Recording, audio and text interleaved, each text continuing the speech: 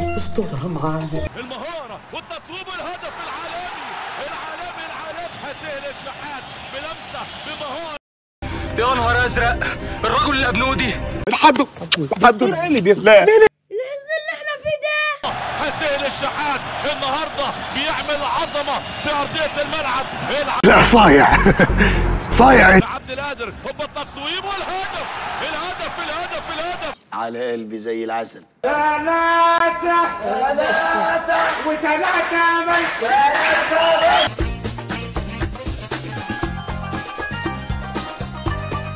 ايه الحلاوه دي؟ ايه الطعامه دي؟ ايه الشياكه دي؟ ايه الفخامه دي؟ ايه الرقي ده؟ ايه العالميه ده؟ ايه يا جدعان في كده؟ في كده يا جدعان؟ انا عمري ما شفت كده.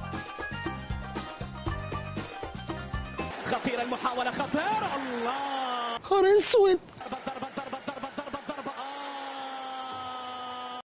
وعمال تقول لي نمبر 1 ونمبر زفت، وانت طلعت نمبر زفت. تالي في ريمونتادا جايه في الطريق بس.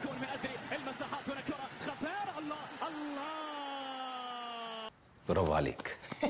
بدأت تعجبني. بارسا. الله يا جد انت صدقت ولا ايه؟ انا كنت بضحك معاك. يا حبيبي يا أسطورة، بنحبك يا أسطورة، أنقذتنا. الذي سأتحدث به عن البارسا. الله بارسا الريمونتادا. مش هعمل كده تاني، بس فكني ارجوك. ما انا اكيد افكك وانا هسيبك يعني كده طول عمرك، بس يعني على نص شعبان كده، لاني مسافر وارجع على نص شعبان.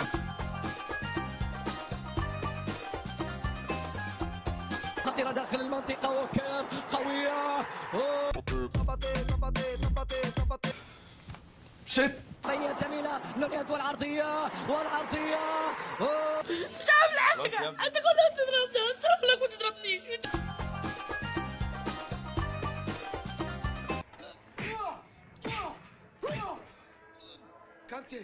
كابتن هو كله ضرب، مفيش شتيمه ولا ايه؟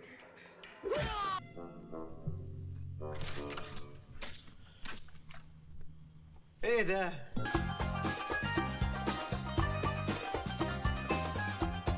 يا خسارة ليه؟ ده احنا كنا خلاص، ده احنا عاملين مجهود تحفة مش ممكن.